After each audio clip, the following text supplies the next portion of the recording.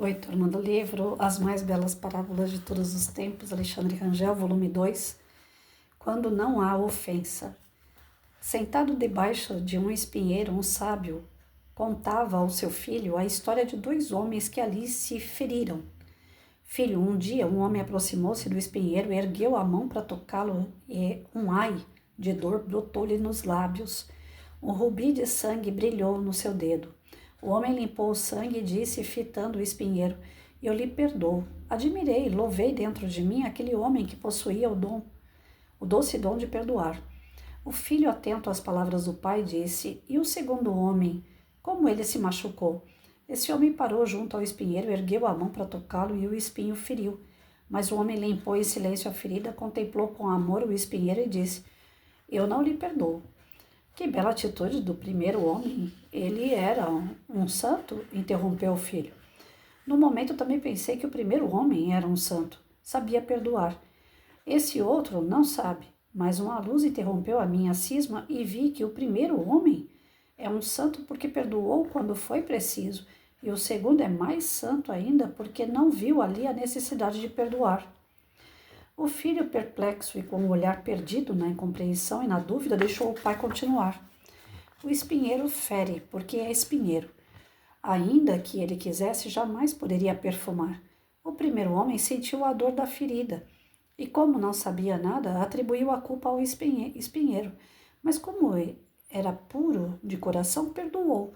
O outro homem sentiu a mesma dor, mas como sabia que todo espinheiro fere, pois o espinheiro é assim, não sentiu ofendido, e assim não tinha o que perdoar. Desde então, continuou o pai, sofro menos quando os espinhos me ferem, dói-me na alma a ferida, mas minha alma sabe que não há ofensa.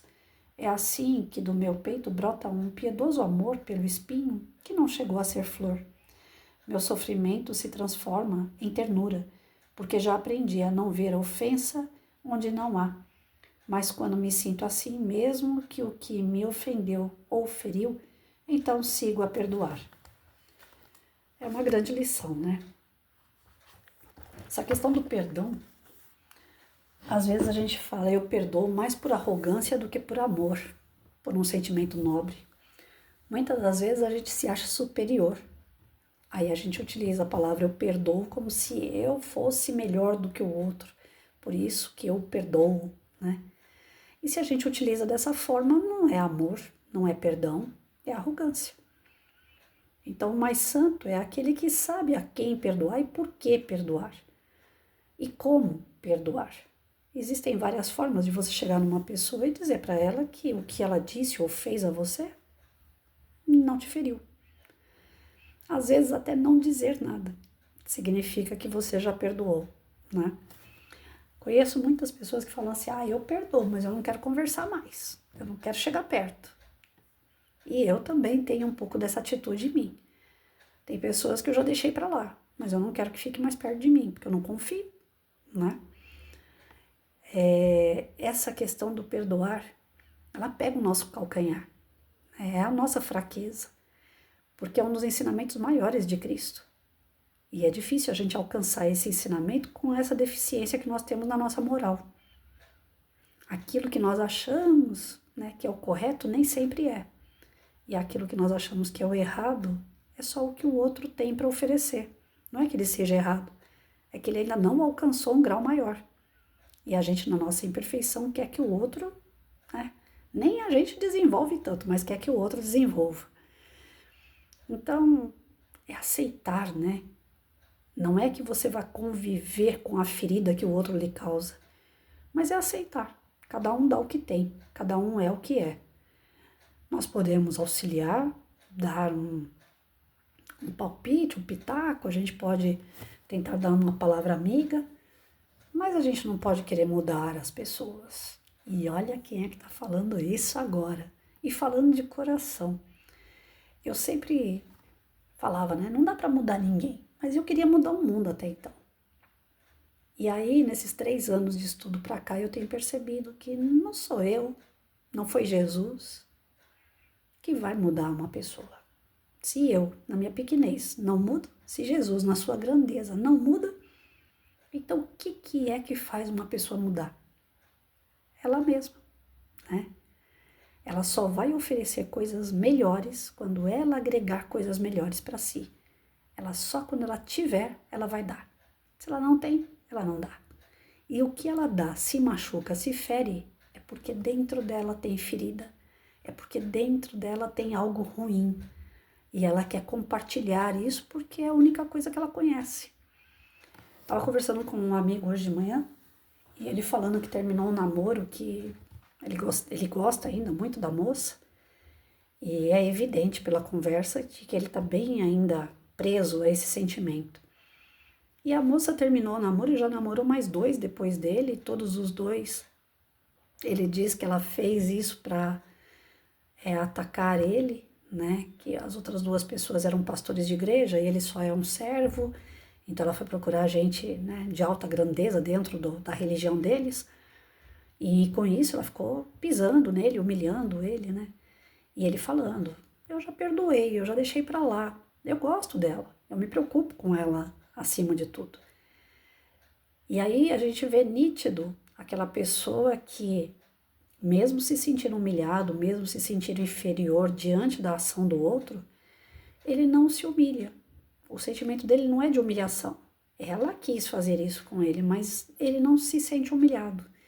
Ele ainda se preocupa com ela. Porque ele fala, ela não tem muito juízo, né?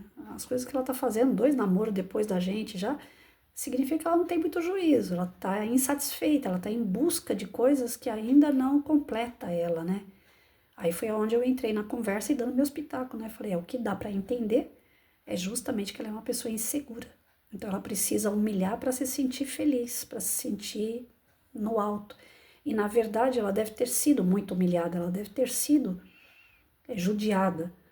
Então hoje ela se vê numa posição que tem alguém que gosta dela, e é isso que ensinaram para ela e ela aprendeu. Ela quer repassar isso, nem que seja no inconsciente. Então ela foi machucada, ela machuca. Aí ele falou, nossa, parece que você conhece ela, né? O tom da conversa que nós tivemos. Eu falei, porque em geral a regra é essa, né? A gente só dá o que tem. Se eu tenho perfume, eu vou dar perfume. Se eu tenho espinho, eu vou dar espinho. E aí, quem é que tem culpa se eu posso dar o cheirinho gostoso de um perfume de uma flor ou se eu só posso lançar espinhos? Alguém tem culpa disso? Não. É o que eu aprendi, é o que eu conheço. O dia que eu conhecer a ser mais do que um espinho, eu vou virar uma flor perfumada. E os outros não têm culpa de eu ser só um espinheiro por enquanto, né? É bonito o texto e faz a gente ir longe aí, porque na sala de aula tem aquelas crianças que gostam de ferir os coleguinhas, porque eles são feridos lá em casa. Eu sempre tive esse cuidado. Na triagem, naquele começo do ano que a gente faz a sondagem, que a gente faz questionário, eu pelo menos faço, né? Além do beabá, eu fazia todo aquele questionário. Vem cá, vamos fazer a sondagem. Quanto Joãozinho tá aqui com o lápis na mão? Bala, né? Onde que você mora, Joãozinho? Eu moro lá, descer na rua, subir na rua, entrando à direita, onde tem um barzinho. Então, eles não sabem dizer nada com nada, mas tudo bem. Eu ia enrolando. Você mora com quem? Com a sua mãe, com seu pai, com seus irmãos? Quantos irmãos você tem? E aí escreve dado, escreve isso, escreve aquilo. Enquanto ele estava aqui fazendo a sondagem, eu fazia outra sondagem, né? E aí depois que eu soubesse um pouquinho da história daquele Joãozinho, aí era um pouco mais fácil de lidar com ele. Eu apanho pra caramba porque eu apronto, professora. Pronto. Aí eu já ficava de olho nele. Falava, esse vai dar trabalho na sala de aula, porque ele apanha, ele vai querer bater. E era dito e feito. Toda criança que tem amor dos pais, dá amor aos colegas, é carinhosa com a professora. Toda criança que vem indisciplinada, que vem querendo bater em todo mundo, que vem querendo jogar a carteira pro alto, ele tá chamando a atenção porque na casa dele é daquele jeito. E o que é pior, a gente chama os pais e pergunta como que é na sua casa. E o pai fala que é a 7ª maravilha do mundo. Que a casa é linda, que é impecável, que o amor prevalece, que todo mundo é bom. O pai e mãe, geralmente, quando aparece, não fala a real. E o professor tem um trabalho danado para poder colocar o Joãozinho no eixo. Porque, além de tudo, tem pais que vão chegar na escola mentindo. E ai do professor se entrar muito nos pormenor, né? Mas eu entro. Eu sempre entrei. E eu acho que eu ganhei o respeito dos pais ao longo dos anos de trabalho, foi desse jeito. Eu acho que essa era a minha grande diferença. Que eu não tinha medo de pai e mãe. Eu tinha respeito, como a gente tem que ter. Mas medo não. Às vezes vinha lá, a senhora está querendo saber demais, né? Filho de bandido, normalmente. Eu falava assim, para mim tanto faz o que você faz fora da sua casa. Agora, dentro da sua casa, eu preciso saber, porque é meu aluno que está na sua casa. E ali você não vai poder fazer tudo o que você quer, não. Infelizmente, enquanto for meu aluno. Aí tinha pai que trocava de professor, né, ia na diretoria, ou então na Secretaria de Educação. Eu não esquentava a cabeça, gente. Porque se tem uma coisa que eu sempre confiei foi em Jesus. Ele falava assim, anda com a verdade que ela vai te libertar. Então, para mim, eu sempre, não é que eu sou valente, que eu sou encrenqueira, nada disso. Mas para mim o principal era o aluno. A minha intenção não era entrar na família, querer saber se o cara curte droga, ou se ele vende droga, ou se ele é pior do que isso. A minha intenção é que não chegasse na criança. Eu queria a criança protegida. Então, você quer fazer as suas atrapalhadas, você faz, mas protege a criança. E eu exigia isso dos pais. E às vezes isso trazia um pouco de dor de cabeça, sim, não vou falar que não. E às vezes ganhava esse respeito com os pais. Que os pais falavam, a professora falou que perto dele não pode falar tal coisa e tal. Aí o aluno chegava na escola e comentava, professora, meu pai nunca mais falou palavrão perto de mim. Minha mãe nunca mais ficou gritando com meu pai perto de mim. Então essas coisas assim não tem preço. Vale a pena. Só que a maioria não quer comprar essa briga, né, gente? Cá pra nós, eu sei que é difícil.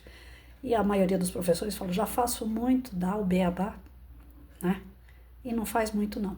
Sempre dá pra fazer um pouquinho mais. Mas cada um dá o que tem.